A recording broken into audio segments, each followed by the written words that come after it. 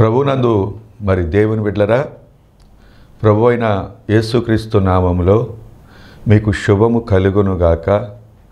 దేవుడు మీ ప్రతి అవసరత తీర్చునుగాక. దేవుని యొక్క కృప మీ మీద ఉండునుగాక. కృపాక్షేమములే మీ వెంట వచ్చునుగాక. దేవుని బిడ్డలారా, మనము ఈ యొక్క సంవత్సరం ఆఖరిలోనికి వచ్చేసాం. దేవుడు తన కృపను బట్టి మనల్ని కాపాడాడు. మన తోటి వారు ఎంతోమంది ఈ లోకాన్ని విడిచిపెట్టి వెళ్ళిపోతున్నారు. మనకన్నా చిన్నవారే, జ్ఞానవంతులు, విద్యావంతులు, ధనవంతులు, వారు వెళ్ళిపోతున్నట్లుగా మనం చూస్తున్నాము. దేవుని బిడ్డరా, దేవుడు నాకు ఇచ్చినటువంటి ఈ సమయంలో కాసేపు మీరు శ్రద్ధగా వింటే మీరు తప్పకుండా మేలు పొందుతారు. ఎందుకంటే మన దేవుడు వాక్యరూపిగా ఉన్నాడు. ఆ వాక్యమే మనల్ని బ్రతికించేది. ఆ వాక్యమే మనకి ఆరోగ్యాన్ని ఇచ్చేది. మానసికమైన ఆరోగ్యం, శరీర సంబంధమైన ఆరోగ్యం, ఆత్మ సంబంధమైన ఆరోగ్యాన్ని ఇచ్చేది దేవుని మాట. ఈ రోజున చాలామంది అద్భుతాల కొరకు పరిగెత్తుతున్నారు. ఎక్కడైతే అద్భుతాలు జరుగుతాయా అనే విధంగా. దేవుడు నిన్ను రక్షించుకున్నది, దేవుడు నిన్ను పిలిచింది అద్భుతాలు చేసేవారు వెంట పరిగెత్తమని కాదు. నువ్వు మారు మనసు పొందాలి, నీ మనసును మార్చుకోవాలి. అన్ని అద్భుతాల కంటే అద్భుతం ఏంటంటే నీవు నీ జీవితాన్ని క్రీస్తు కొరకు నువ్వు అర్పించటమే. రెండవది మారు మనసు. అంటే క్రీస్తు నెరక్క ముందు నీ జీవితం వేరు, క్రీస్తుని ఎరిగిన తర్వాత నీ జీవితం వేరుగా. మారు మనసు అనేది నీ జీవితంలో పొందావు అని అంటే అదే అసలైన శిస్సులైన అద్భుతం. ఇంకా అంతకంటే అద్భుతమైంది మరొకటి లేదు. ఏమండి, నీ కన్ను మారిపోద్ది, నీ నోరు మారిపోద్ది, నీ మనసు మారిపోద్ది. అలాగే అన్నిటినీ దేవుడు మారుస్తాడు. అద్భుతాల వెంట పరిగెత్తితే నీకు వచ్చేది చాలా నష్టమే.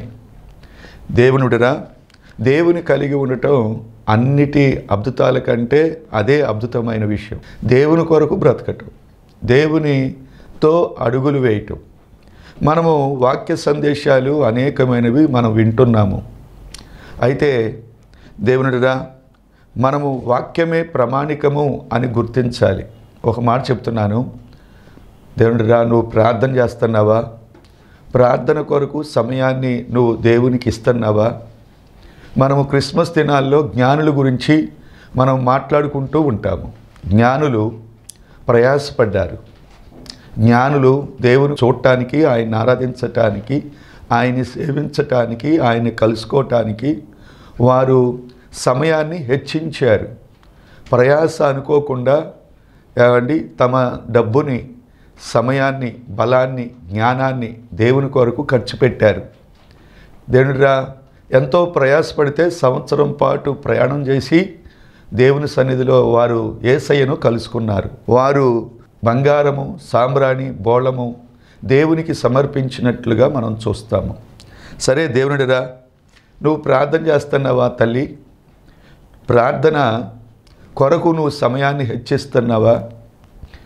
ఒక క్రైస్తవునికి మారు మనసు పొందిన తర్వాత నువ్వు చేయాల్సిన పనేంటంటే నువ్వు దేవునితో మాట్లాడటం అనుదినము. దేవునిడిరా, దావీదు ఏమండి ఒక దినానికి 10 సార్లు దేవుణ్ణి కలుసుకునేవాడు, దేవుణ్ణి ఎదుర్కొన్నాడు. దానియేలు ముమ్మారు ప్రార్థించేవాడు. యూదులు ఏమండి ఉదయం 9 గంటలకి మోకరిస్తారట, అలాగే 12 గంటలకి మోకరిస్తారు, అలాగే 3 గంటలకి మోకరిస్తారు. ముమ్మారు యూదులు, ఇశ్రాయేలీలు ప్రార్థిస్తారట. దేవునిరా, నువ్వు మారు మనసు పొంది బాప్తీసం తీసుకున్న తర్వాత నువ్వు చేయాల్సిన పని ఏంటంటే ఏమండి అనుదినము. ఎందుకంటే క్రీస్తులో నువ్వు జీవించాలి అంటే, జయకరమైన జీవితం నువ్వు జీవించాలి అని అంటే, ఏమండి దేవుడు నీ జీవితాలు అద్భుతాలు చేయాలి అని అంటే నువ్వు అనుదినము ఏమండి ప్రార్థించే వ్యక్తిగా ఉండాలి. రెండవది వాక్యాన్ని విని చదివే వ్యక్తివిగా ఉండాలి. ఈ 2 రెక్కలు లాంటివి. నువ్వు అశ్రద్ధ చేయకూడదు ప్రార్థించే విషయంలో. భక్తులు ఏమండి దేవుని కొరకు జీవించి వారు గొప్ప గొప్ప కార్యాలు వారి జీవితంలో జరిగించారు. వారి జీవితంలో గొప్ప కార్యాలు కూడా చూచారు. దేవుని కొరకు గొప్ప కార్యాలు వారు చేశారు. నువ్వు కూడా చేయాలి అంటే నీ జ్ఞానం మీద నువ్వు ఆధారపడకూడదు. నీ యొక్క బలం మీద నువ్వు ఆధారపడకూడదు అనే మాట చెప్తున్నాను. దేవుని యొక్క ఉద్దేశం ఏంటయ్యా అంటే, మొట్టమొదటి దేవుని ఉద్దేశాన్ని చదువుతున్నాను. లోకా సువార్త 5వ అధ్యాయము 4వ వచనము. నీవు నీ దోణెను లోతుకు నడిపించి చేపలు పట్టుటకు మీ వలలు వేయుడని సీమోనుతో చెప్పగా, సీమోను ఏలినవాడా, రాత్రి అంతయు మేము ప్రయాసపడితిమి గాని మాకేమీ దొరకలేదు. నీ మాట చొప్పున వలలు వేతుమని ఆయనతో చెప్పాను. వారు అలాగు చేసి విస్తారమైన చేపలు పట్టిరి. ఏలినవాడా, మేము రాత్రంతయు ప్రయాసపడ్డాము అని పేతురు యేసు ప్రభుతో మాట్లాడుతున్నాడు. దేవుడా, మనము కూడా ప్రయాసపడుతున్నాం. భర్త మారాలని, కుటుంబం ఆర్థిక పరంగా అభివృద్ధి పొందాలని, పిల్లలు మారాలని, పిల్లలు భవిష్యత్తు ఉన్నతంగా ఉండాలని, ఆరోగ్యం కొరకు నువ్వు ప్రయాసపడుతున్నావు.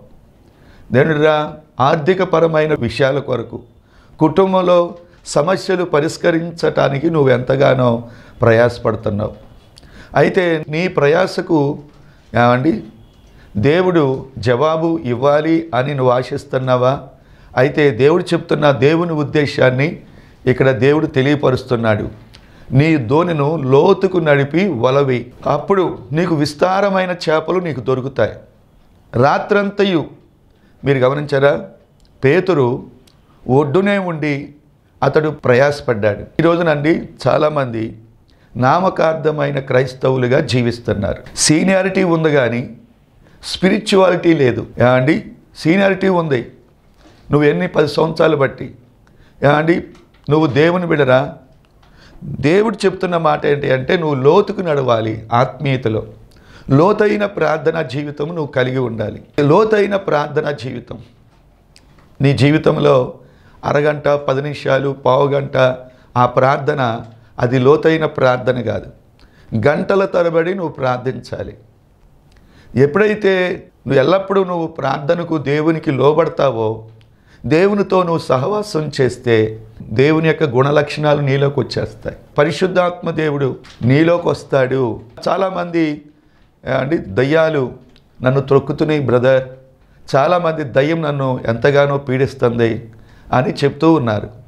దేవుడా, మండుతున్న స్టవ్ మీదట ఈగలు వాలవట. ఎందుకంటే అది చాలా వేడిగా ఉంటుంది. మండుతున్న స్టవ్ మీద ఈగలు ఎలాగైతే వాలవో, ప్రార్థించే క్రైస్తవుడు మీద సాతానుడు అసలు దాడి చేయలేడు. ఎందుకంటే ప్రార్థనాత్మ కలిగిన వ్యక్తి మండుతూ ఉంటాడు. మండే క్రైస్తవుడు. ప్రార్థన అంటే దేవునితో సహవాసము చేయటం, దేవునికి కొన్ని గంటలు దేవునికి ఇవ్వటం. 24 గంటల్లో కనీసం 2.5 గంటలు లేకపోతే 3 గంటలు దేవునికి ఇవ్వాలి.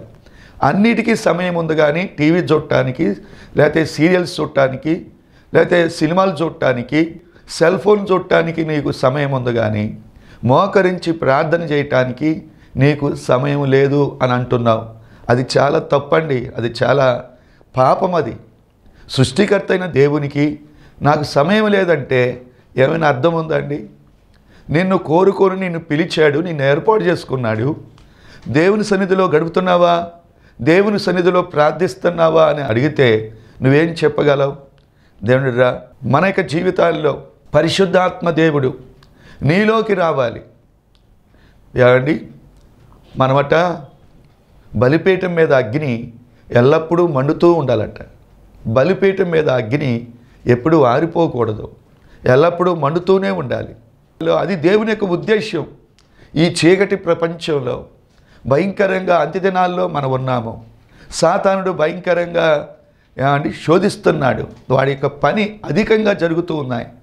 ఈ దినాల్లో నువ్వు సాతానుని జయించాలి, శరీరాన్ని జయించాలి, లోకాన్ని జయించాలి అన్న ఆ యొక్క జయశీయుడైన దేవునితో నువ్వు సమయాన్ని నువ్వు ఇవ్వలేకపోతున్నావు.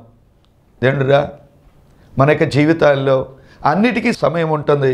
నువ్వు దేవునికి సన్నిధిలో మోకరించి నువ్వు ప్రార్థన చేస్తే నీ జీవితంలో గొప్ప గొప్ప కార్యాలు నువ్వు చూస్తావు. ఏమంటే అద్భుతాలు ఎక్కడున్నాయంటే లోతైన ప్రార్థనా జీవితంలోనే, లోతైన ఆత్మీయ జీవితంలో. ఏమండి యోహాను గారు గాయుతో చక్కటి మాట మాట్లాడతాడు. ప్రియుడా, నీ ఆత్మ వర్ధిల్లుచున్న ప్రకారం నువ్వు అన్ని విషయాల్లో వర్ధిల్లుచు సౌఖ్యముగా ఉండవలనని నేను కోరుకుంటున్నాను. అన్ని విషయాల్లో వర్ధిల్లటం. మీరు గమనించిన సాతాను యొక్క ఉద్దేశం ఏంటయ్యా అంటే, నిర్గమాకాండం 8వ అధ్యాయం 28వ వచనము, అందుకు ఫరో, మీరు అరణ్యములో మీ దేవుని యెహోవాకు బలి నర్పించుటకు మిమ్మును పోనిచ్చేదును కానీ దూరము పోవద్దు. మీరు గమనించారా? మిమ్మల్ని మీ దేవుని యెహోవాకు బలి అర్పించడానికి నేను పోనిస్తా, కానీ మీరు దూరం పోవద్దు. ఇది సాతాను యొక్క పన్నాగం, సాతాను యొక్క ఉద్దేశం. దేవుని ఉద్దేశం ఏంటి అంటే, పేతురు నీ దోణిను లోతుకు నడిపి వలవేయి. అది దేవుని యొక్క ఉద్దేశం, నీ గురించిన దేవుని యొక్క ఆశ. ఎప్పుడైతే పేతురు లోబడి లోతుకు నడిపి వలవేశాడో విస్తారమైన చేపలు ఒక అద్భుతమైన కార్యము పేతురు జీవితంలో జరిగింది. తల్లి, నువ్వు కూడా ఏమండి మన యొక్క ప్రారంభ దినం, ఏమండి మన యొక్క తొలి సంధ్య దేవునితోనే ప్రారంభించాలి. అలాగే మలి సంధ్య ప్రార్థనతోనే మనం ముగించాలి. మనము ప్రార్థన చేయకపోతే, మనము యాకోబు పత్రికలో ఒక మాట ఉంది, వారు అడగనందున వారు ఏమీ పొందట్లేదు. నీకేమేమో అప్పులు తీరాలి, ఆరోగ్యం రావాలి, భర్త మారాలి, లేకపోతే బిడ్డలు మారాలి. ఏదో 10 నిమిషాలు 5 నిమిషాలు ప్రార్థన ద్వారా నువ్వేమీ పొందుకోలేవు. దేవుడు అద్భుతాలు జరిగించాలి అని అంటే లోతుకు నువ్వు నడవాలి. లోతైన ప్రార్థనా జీవితం. ఏమండి నువ్వు ఆయనతో సహవాసం చేస్తే నీకు మేలు కలుగుద్ది, సమాధానం కలుగుద్ది, అద్భుతాలు జరుగుతాయి. మీరు దేవునితో సహవాసం చేస్తే జరిగేది ఏంటంటే, దేవుని ఆలోచనలు నువ్వు గుర్తించగలుగుతావు. నీ ఎడల దేవునికి ఉన్న ఉద్దేశాలు నువ్వు గుర్తించగలుగుతావు. మీరు గమనించారా? ఈ రోజున దేవుని గురించిన తలంపులు ఆలోచనలు లేనప్పుడు దేవుడు నిన్ను నడిపించలేడు. బిలిగ్రామ్ గారట ప్రపంచ దేశాల్లో బహుబలంగా వాడబడుతున్నాడు. కొన్ని కోట్ల మంది ఆయన చేత రక్షించబడుతున్నారు. అయితే విలేకరులు వెళ్ళి అడిగారట, సార్ నీ విజయ రహస్యము ఏంటి అని అడిగితే ఆయన చెప్పాడట, అండి మొదటగా నేను చెప్తున్నాను రాసుకోండి, ప్రార్థన అని చెప్పాడట. సార్ మరొక మీ విజయ రహస్యం ఏంటో, మీ సేవ లేకపోతే దేవుడు నిన్ను బహుబలంగా వాడబట్టడానికి రెండవ విజయ రహస్యం ఏంటో చెప్పండి అంటే ప్రార్థన అని చెప్పాడట. అయితే మూడోసారి చెప్పండి సార్, మూడవ విజయ రహస్యం ఏంటో అంటే ప్రార్థన అని చెప్పాడట. ప్రసంగం చెయ్యి, పాటలు పాడు, ఆరాధన చెయ్యి. ఏమండి వారికి మాత్రము సాతానుడు భయపడ్డం. ఎవరైతే మోకాళ్ళుని ప్రార్థన చేస్తారో, దేవుని కొరకు సమయాన్ని ఇస్తారో వారంటే సైతాను భయపడతాడు. వారి ముఖాలు ప్రకాశిస్తూ ఉంటాయి. నీ యొక్క మోకాలు నల్లబడితే నీ ముఖాలు ప్రకాశిస్తాయి. దేవునిరా పూర్వ దైవజనులందరూ ఏకాంతంగా వెళ్ళి అండి దేవుని శక్తిని వారు ప్రార్థన చేసి సంపాదించుకున్నారు. వారికి అంత దైవజ్ఞానం లేకపోతే ఇలా ఇప్పుడున్నటువంటి అండి వాక్య జ్ఞానము ఆ దినాల్లో లేదు. అయినా వారు మోకాళ్ళు ఉంచి ప్రార్థన చేసి దేవుని తలంపులతో వారు నింపబడ్డారు. దేవుని కొరకు వారు బ్రతికారు, దేవుని కొరకు వారు ప్రతిష్ఠించుకున్నారు. మీరు ఈ రోజున పరిశుద్ధాత్మ దేవుడు నీలోకి రావాలన్నా నువ్వు ప్రార్థన చేయాలి. దేవునిరా నీ జీవితంలో ప్రతిదీ ఆరోగ్యం రావాలన్నా ఏమండి మొరపెట్టి తిని నీవు నాకు ఆరోగ్యం ఇచ్చితివి అంటాడు. కాబట్టి దేవునిరా ఈ సమయంలో దేవుని తలంపులు ఎంతమంది అయితే దేవుని యొక్క ఆత్మచేత నడిపించబడుతూ ఉంటారో వారు దేవుని కుమారులుగా ఎంచబడతారు. దేవునిరా నేను కొన్ని మాటలే నేను చెప్తున్నాను. ప్రార్థన చేస్తున్నావా బ్రదర్, సిస్టర్? నువ్వు ప్రార్థన చేస్తున్నావా? తల్లి, ప్రార్థనకు మించిన ఆయుధం ఈ ప్రపంచంలో ఏదీ లేదమ్మా. నీ జీవితంలో ఆ చర్చికి ఈ చర్చికి ఆ పాస్టర్ గారి దగ్గరికి ఈ పాస్టర్ గారి దగ్గరికి తిరగటం కాదు. నిన్ను కోరుకున్నాడు దేవుడు. నువ్వు కావాలి దేవునికి. నువ్వు దేవుని సన్నిధిలో మోకరించట్లా. పై భక్తి చేస్తే నీ సమస్యలు ఏమి పరిష్కరించబడవు. నీవు దేవుని యొక్క అద్భుతాలు నువ్వు చూడలేవు. మన దేవుడు ఎవరు అంటే ఆశ్చర్యకరుడు, ఆలోచనకర్త, బలవంతుడైన దేవుడు. ఏమండి, బలము కలిగిన కార్యాలు నీ జీవితంలో చేయాలని ఆశపడుతున్నాడు తల్లి. నువ్వేమో ఆ చర్చికి ఈ చర్చికి ఆ పాస్టర్ గారికి ఈ పాస్టర్ గారి అక్కడికి ఇక్కడికి పరిగెత్తుతున్నావు. మోకరించు, దేవుని తట్టు చేతులెత్తు. ఏమంటే సహాయము పైనుండి వచ్చుద్ది. కొండల తట్టు నా కళ్ళెత్తుచున్నాను, నాకు సహాయం ఎక్కడి నుండి వచ్చును? యెహోవా వలనే నాకు సహాయము కలుగును. సహాయము పైనుండి వచ్చుద్ది. దేవుని రా, ముందొక నుయ్యి వెనుకొక గోయి. ఎటు చూసినా ఏమండి ఆ సహాయం లేదు. ఎటు చూసినా మార్గాలు మూయబడిపోయినాయి అని అనుకుంటున్నావా? ఇశ్రాయేలు యొక్క జీవితంలో దేవుడు దిగివచ్చాడు. ఎర్ర సముద్రం, ఎనమాల ఫరో సైన్యం, ఏమండి కుడి ఎడమల పర్వతాలు. ఆ సమయంలో ఏమండి వారు దేవుని తట్టు చూచారు. దేవుడు వారి పక్షంగా యుద్ధం చేశాడు. నీ జీవితంలో దేవుని తట్టు చూడు, ఆయన నీ తట్టు చూస్తాడు. నా దగ్గరకు వస్తే నేను మీ దగ్గరకు వస్తా, నాకు మొరపెట్టు, నేను నీకు ఉత్తరం ఇస్తా, గ్రహింపలేని గూఢమైన సంగతులు నేను నీకు బోధిస్తా. ఏమండి అడుగు ఇస్తా, తట్టు తీస్తా. అడుగు ప్రతివానికి ఇవ్వబడుద్ది. అడుగుతున్నావా? సమయాన్ని కేటాయిస్తున్నావా? ఒక చదువుకునే విద్యార్థి ఆ స్టడీస్ కొరకు కష్టపడితే, సమయాన్ని హెచ్చిస్తే ఆ చదువులో అభివృద్ధి పొందగలుగుతాడు. దేవుడు ఎప్పుడు కూడా చెప్పేది భయభక్తులు, భక్తిగల స్త్రీ, భక్తిగల పురుషుడు. భక్తి ఏంటంటే దానియేలు ముమ్మారు ప్రార్థన చేశాడు. ఏమండి ప్రార్థన చేయకూడదు అని చట్టం వచ్చినా సరే ఆ ప్రార్థన జీవితాన్ని మాత్రం ఏమండి వదులుకోలేదు. అతనికి దేవునికి ఉన్న నిబంధనది. దానియేలు ఏమండి ప్రార్థన చేస్తే సింహాల బోన్లో వేయబడతావయ్యా అంటే అది ఆపలేదు. నిత్యము అలాగు యోబు గారు నిత్యము అలాగు చేస్తూ వచ్చాడట. నిత్యము దేవుని సన్నిధిలో కనబడుతూ వచ్చాడు. నువ్వు ఒకరోజు కనపడితే 10 రోజులు కనపడతలేదు. ప్రార్థన జీవితము కలిగి ఉండి తల్లి, నువ్వు టైం వేస్ట్ చేసుకుంటున్నావు. మీరు గమనించారా? సైతాను ఎవరిని పట్టుకుంటాడయ్యా అంటే ఏమండి దేవునికి సమయాన్ని ఇవ్వనటువంటి వారిని. మీరు గమనించారా? ఈ రోజునండి వెనుదిరుగుతున్నారు. దేవుని వైపు చూడకుండా, దేవుని కొరకు పరిగెత్తకుండా లోకం వైపు చూస్తున్నారు, వెనుక తిరుగుతున్నారు. నువ్వు యేసు వైపే చూస్తే యేసయ్య నిన్ను నడిపించగలడు. ఏమండి లోకం వైపు చూస్తే సాతాను నిన్ను పట్టుకుంటాడు. ఈ రోజునండి దయ్యం చేత దెబ్బలు తింటున్నారు, దేవుని చేత కూడా దెబ్బలు తింటున్నారు. ఇంకేమంటే మందిరానికి వెళ్తున్నాను, నాకు మేలు కలగట్లేదు, ఈ చర్చిలో నాకు మేలు కలగట్లే, ఈ సేవకుడి ద్వారా మాకు మేలు కలగట్లేదు అని చెప్తున్నారు. దేవునిరా, ఏమంటే సాతాను యొక్క ఉద్దేశం ఏంటంటే నువ్వు దూరం వెళ్ళొద్దు. ఆరాధించడానికి నేను పోనిస్తా, కానీ నువ్వు దూరమునకు వెళ్ళొద్దు. ఇదే సాతాను యొక్క ఉద్దేశం. నువ్వు సైతాను ఉద్దేశాన్ని నెరవేరుస్తున్నావా? దేవుని ఉద్దేశాన్ని నువ్వు నెరవేరుస్తున్నావా? దేవుని ఉద్దేశాన్ని కనుక నువ్వు నెరవేరిస్తే దేవుని ఆలోచనలతో దేవుడు నిన్ను నడిపిస్తాడు. రెండవది, దేవుడే నీ జీవితాల్లో అద్భుతాలు చేయటం ప్రారంభిస్తాడు. నువ్వు కనులారా చూస్తావు.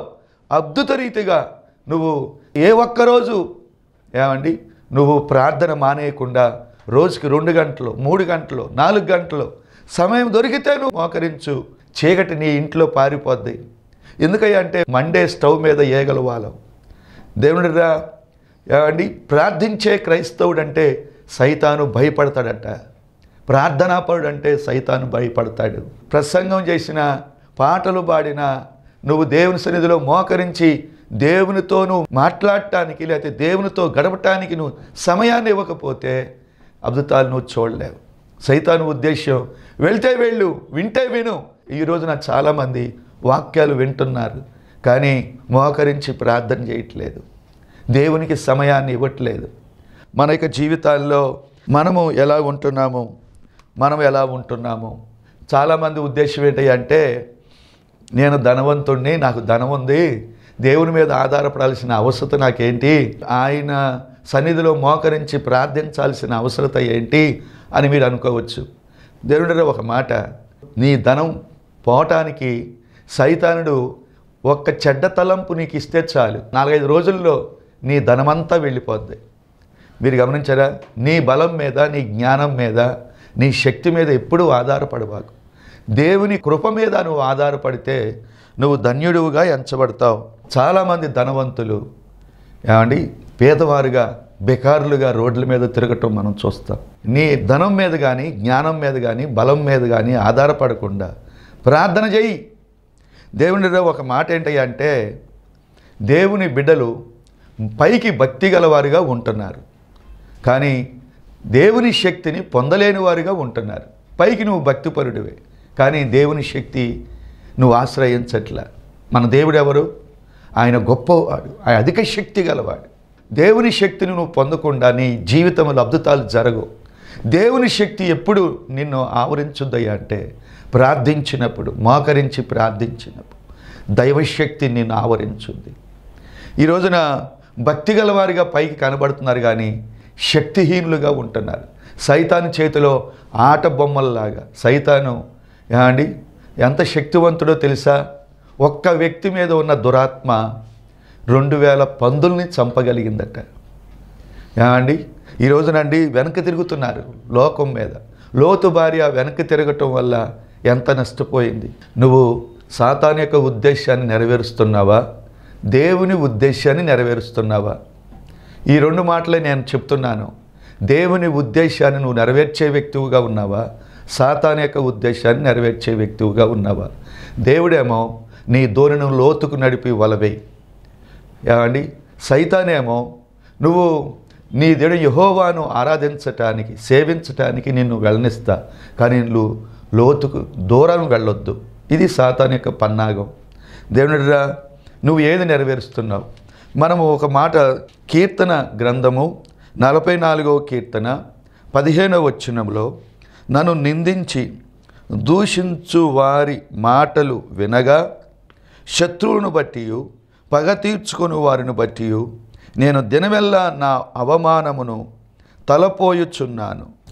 సిగ్గు నా ముఖమును కప్పియున్నది. ఇదంతయు మా మీదికి వచ్చినను మేము నిన్ను మరువలేదు. నిబంధన మీరి ద్రోహులము కాలేదు. మా హృదయము వెనుకకు మరలలేదు. మా అడుగులు నీ నిర్ణయమును విడిచి తొలగిపోలేదు. మీరు గమనించారా? భక్తుడు ఏమని చెప్తున్నాడయ్యా అంటే, ఎన్నో సమస్యలు గుండా మేము వెళ్ళాం, ఎన్నో నిందలు, అవమానాలు, అనారోగ్యతలు, కుటుంబాల్లో ఆర్థిక సమస్యలు ఎన్నో వచ్చినాయి. అయినా ఇదంతయు మా మీదికి వచ్చినను మేము నిన్ను మరువలేదు. నీ నిబంధన మీరి ద్రోహులము కాలేదు. మా హృదయము వెనుకకు మరలలేదు. మా అడుగులు నీ మార్గమును విడిచి తొలగలేదు. ఎన్ని శ్రమలు వచ్చినా నీతో మాత్రము మేము వెనక తిరగలేదు, నిన్ను విడిచిపెట్టలేదు, నీ కొరకే మేము బ్రతకగలిగాము అని ధైర్యంగా చెప్పగలుగుతున్నాడు. దేవునిరా, నువ్వు సంతోష సమయాలు ఉన్నా సరే ప్రార్థనా జీవితాన్ని విడిచిపెట్టొద్దు. ఏమండి, కష్టాల్లో, శ్రమలో ఉన్న ప్రార్థనా జీవితాన్ని విడిచిపెట్టొద్దు. అన్నిటికీ ఆధారం దేవుడేనండి. అన్ని సమస్యలు పరిష్కరించగలవాడు దేవుడు ఒక్కడే. నువ్వు ఆయన తట్టు చూడు, ఆయన నీ తట్టు చూస్తాడు. ఆయన వైపు చేతులెత్తు, నీకు సహాయము పైనుండి వచ్చుద్ది. దేవునిరా, దేవుడు నిన్ను విడిచిపెట్టాడు. నేను తలగా ఉంచుతాడు కానీ తోకగా ఉంచడు. దేవుడు నేను పైవాడిగా ఉంచుతాడు కానీ క్రిందవాడిగా ఉంచడు. నేను ఒక చక్కటి వాగ్దానం చదివాను ఒక ఇంట్లో. ఇదిగో ఆకాశవాకిండ్లిప్పి పట్టజాలనంత గొప్ప దీవెన కుమ్మరిస్తాను, ఇదే యెహోవా వాక్కు. మీరు గమనించారు? ఈ చక్కటి వాగ్దానం, ఆకాశవాకిండ్లిప్పి పట్టజాలనంత గొప్ప దీవెన కుమ్మరిస్తాను, ఇదే యెహోవా వాక్కు. ఇది నీకు ఇచ్చిన వాగ్దానంగా ఈ వాగ్దానాన్ని ఎత్తి నువ్వు ప్రార్థన చేయి. నీ జీవితాల్లో దేవుడు అద్భుతాలు చేయాలనుకుంటున్నాడు. అయితే నువ్వు లోతైన ఆత్మీయతలోనికి నడిపిస్తే దేవుడు నీ జీవితాల్లో అద్భుతాలు చేయబోతున్నాడు. తల్లి, ప్రార్థన చేద్దాం. దేవుడు మిమ్మల్ని ఆశీర్వదించి దీవించునుగాక. దేవుడు మిమ్మల్ని ప్రార్థనాత్మతో ప్రభు మిమ్మల్ని నింపునుగాక. ప్రార్థన. తండ్రి, నీ బిడ్డలు విన్న వర్తమానం వృధా కాకుండా ఫలభరితంగా చేయి. ఈ వర్తమానం అనేక మందికి దీవెనకరంగా చేయమని, నీ రాజ్యంలో ప్రతి ఒక్కరిని చేరేటటువంటి భక్తిని నీ బిడ్డలు కలిగి ఉండటానికి కృప దయచేయమని యేసు నామమున అడుగుచున్నాను తండ్రి. ఆమేన్. తండ్రి, కుమార, పరిశుద్ధాత్మ దేవుని యొక్క సన్నిధి మీ అందరికీ తోడై ఉండునుగాక. దేవుడు మిమ్మల్ని ఆశీర్వదించి దీవించునుగాక. ఆమేన్. వందనాలు.